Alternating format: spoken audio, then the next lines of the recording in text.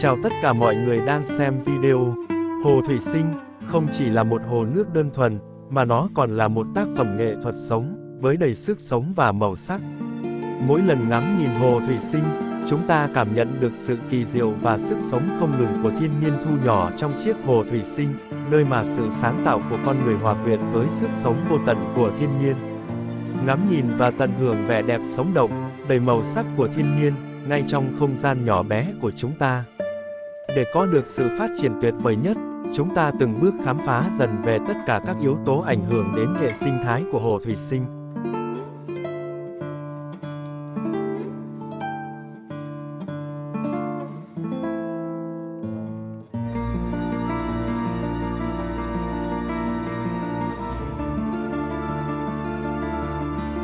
Trước tiên là ánh sáng. Đúng vậy, ánh sáng thực sự rất quan trọng trong hồ thủy sinh. Nó là yếu tố cần thiết để đảm bảo sự phát triển và sinh trưởng của cây thủy sinh và các sinh vật trong hồ thủy sinh.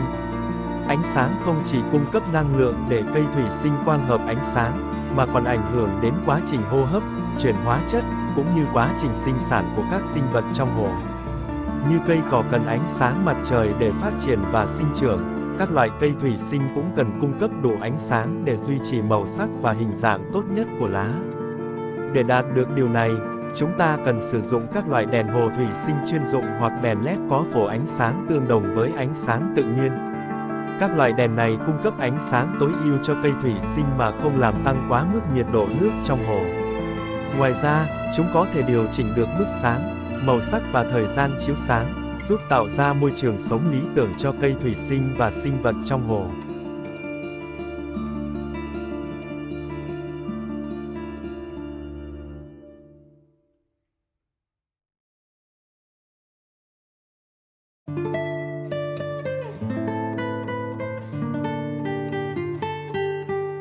Ngoài ra, ánh sáng còn góp phần vào tạo ra khung cảnh đẹp mắt và hấp dẫn của hồ thủy sinh. Khi thiết kế và bố trí ánh sáng đúng cách, chúng ta có thể tạo ra một không gian thủy sinh tuyệt đẹp, mô phỏng các cảnh quan tự nhiên hoặc tạo ra những hiệu ứng ánh sáng độc đáo. Tôi muốn trích dẫn câu nói của Thomas Edison, tia sáng nhỏ nhất có thể phá vỡ bóng tối lớn nhất. Điều này ám chỉ rằng ánh sáng có thể mang lại hy vọng trong những thời điểm khó khăn và làm thay đổi cuộc sống của chúng ta. Để minh họa thêm về sự quan trọng của ánh sáng trong hồ thủy sinh, hãy tưởng tượng một hồ thủy sinh thiếu ánh sáng, các cây thủy sinh sẽ mất màu sắc và sinh trưởng chậm chạp, những loại sinh vật nước như tôm hoặc cá sẽ không thể nhìn thấy và di chuyển một cách tự nhiên, hồ thủy sinh sẽ trở nên u ám và thiếu sức sống.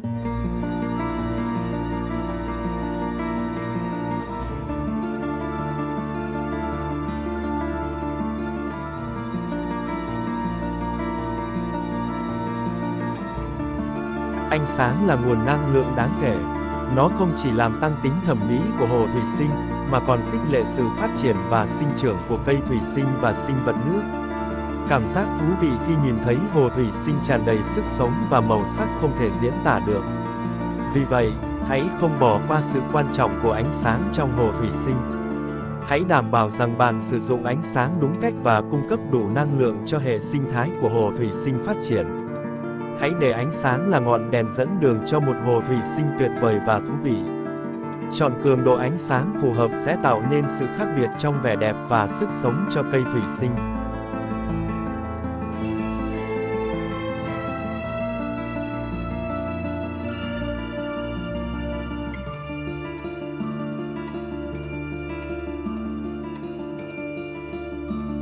Thứ hai, là duy trì chất lượng nước trong hồ thủy sinh là vô cùng quan trọng, bởi nó đóng vai trò quyết định đến sự phát triển của hệ sinh thái nước.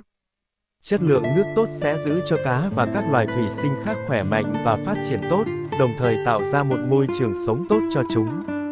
Để đảm bảo chất lượng nước tốt, việc kiểm soát các yếu tố gây hại như ô nhiễm từ thức ăn thừa, chất thải hữu cơ và hóa học cũng như việc duy trì đúng cấu hình và lưu lượng nước trong hồ là rất quan trọng. Khi nói về việc duy trì chất lượng nước, chúng ta không thể không nhắc đến tác động của các yếu tố gây hại như ammoniac, nitrat, nitrit và các chất hữu cơ. Chúng ta cần áp dụng các biện pháp như sử dụng hệ thống lọc mạnh mẽ, thay nước định kỳ và kiểm tra chất lượng nước đều đặn để giữ cho nước trong hồ thủy sinh luôn trong tình trạng tốt nhất. Vậy nên, Việc duy trì chất lượng nước không chỉ ảnh hưởng đến hệ sinh thái trong hồ mà còn tác động đến sức khỏe và sự phát triển của các sinh vật.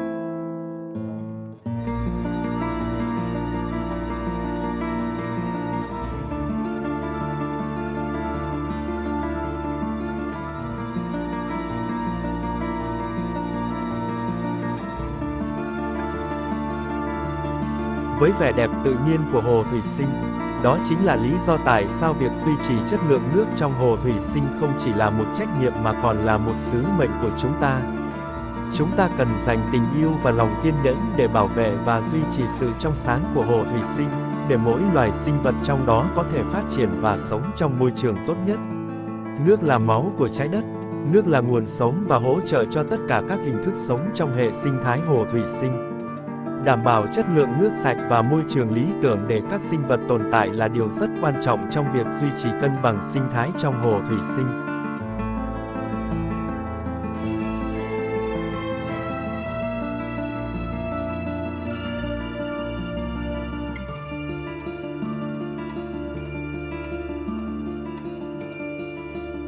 Ngoài ánh sáng và nước, dưỡng chất cũng là một yếu tố quan trọng trong việc nuôi dưỡng cây thủy sinh. Để đảm bảo chúng nhận đủ dinh dưỡng, sử dụng các loại phân nền thủy sinh chuyên dụng hoặc bổ sung thêm khoáng chất và vi lượng cần thiết và đúng cách cho cây thủy sinh phát triển mạnh mẽ, tạo ra một cảnh quan thủy sinh tuyệt vời đầy sức sống mới. Việc tạo ra một môi trường ổn định và cung cấp chất dinh dưỡng là điều quan trọng. Điều này cũng áp dụng cho cuộc sống của chúng ta. Chúng ta cần tạo ra một môi trường và cung cấp những điều tốt đẹp như tình yêu, sự chăm sóc và chất dinh dưỡng như tri thức, kỹ năng và kinh nghiệm cho bản thân để phát triển và sống khỏe mạnh.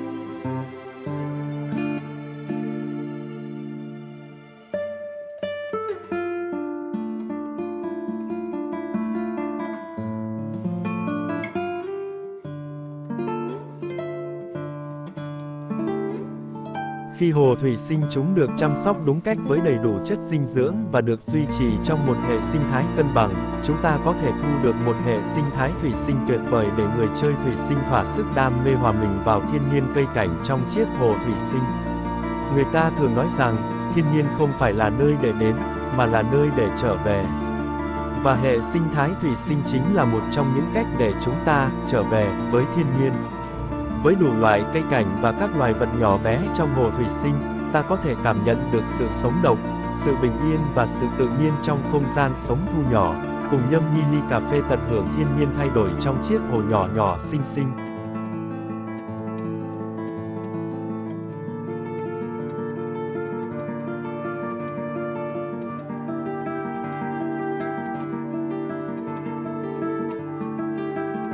Theo Albert Einstein, nhìn trời đêm, tôi cảm giác mình nhỏ bé, nhưng đồng thời cũng thấy rất yên bình. Cảm giác này cũng được tái hiện trong hồ thủy sinh.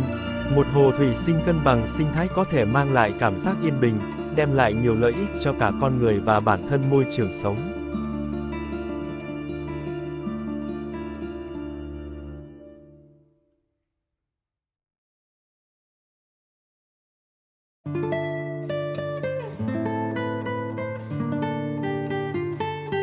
Để tạo ra một hồ thủy sinh cân bằng sinh thái như chiếc hồ thủy sinh này, chúng ta cần có sự kết hợp hài hòa giữa ba yếu tố chính là ánh sáng, nước và dinh dưỡng.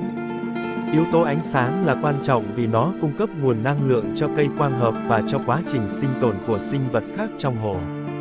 Nước là một trong những yếu tố quan trọng nhất cho hồ thủy sinh, bởi vì nó cung cấp nơi ở, thức ăn và môi trường phát triển cho cá và các sinh vật khác. Cuối cùng, dinh dưỡng cũng rất quan trọng vì nó giúp cây và cá phát triển và sinh tồn. Khi chúng ta rút lại mọi thứ trong vũ trụ, chúng ta nhận thấy rằng tất cả đều duy nhất, không thể tách biệt. Cái gọi là tự nhiên chỉ là một phần của bản thiên nhiên. Vì vậy, chỉ khi chúng ta duy trì một sự cân bằng hợp lý giữa ánh sáng, nước và dưỡng chất, chúng ta mới có thể tận hưởng một hồ thủy sinh với màu sắc tuyệt vời và một cảnh quan thực sự sống động.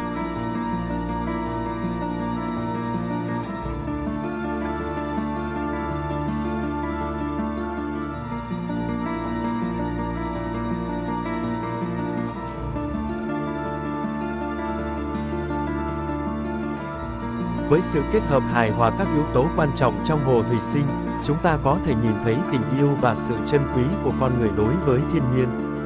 Chúng ta đề cao vẻ đẹp độc đáo của môi trường tự nhiên, sự sống động của cây cỏ và cảnh quan thủy sinh. Mỗi hồ thủy sinh mang trong mình một câu chuyện riêng, một khối sắc thái và một cách nhìn riêng của người tạo ra. Hãy tận hưởng sự hài hòa và sáng tạo khi chúng ta xây dựng và duy trì một hồ thủy sinh cân bằng sinh thái.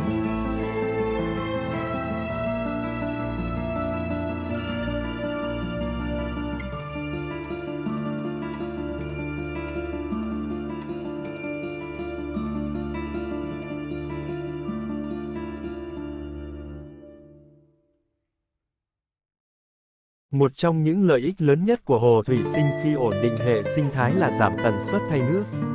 Trước đây thay nước thường xuyên có thể là vấn đề khiến một số người không muốn tham gia vào việc trồng cây và nuôi cá thủy sinh. Tuy nhiên, khi hồ thủy sinh đạt được sự cân bằng, việc thay nước trở thành một việc làm hạn chế, chỉ cần bổ sung thêm nước khi bị hụt nước.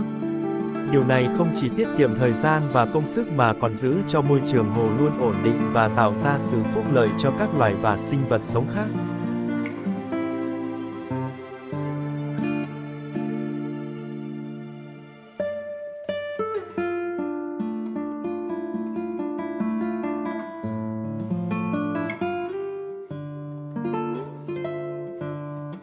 Được sự phát triển tuyệt vời của chiếc hồ như vậy, chăm sóc hồ thủy sinh không chỉ đơn thuần là việc thêm nước vào hồ, kiểm soát cung cấp ánh sáng tối ưu 9 đến 10 tiếng trên một ngày, quản lý lượng thức ăn phù hợp cho các sinh vật trong hồ, tránh để thức ăn dư thừa làm ảnh hưởng tới nguồn nước trong hồ.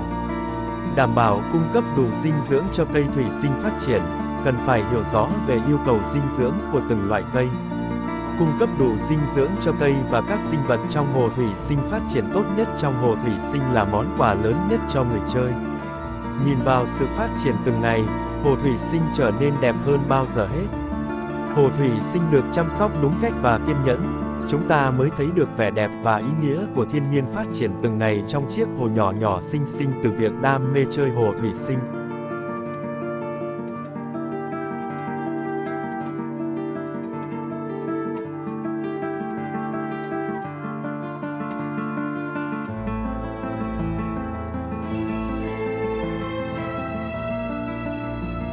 Cảm ơn các bạn đã theo dõi video và khám phá hồ thủy sinh.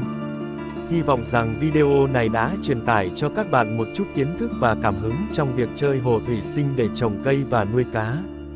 Đừng quên để lại nhận xét và like video nếu các bạn thấy nó thú vị. Hãy đăng ký kênh để không bỏ lỡ những video thú vị tiếp theo.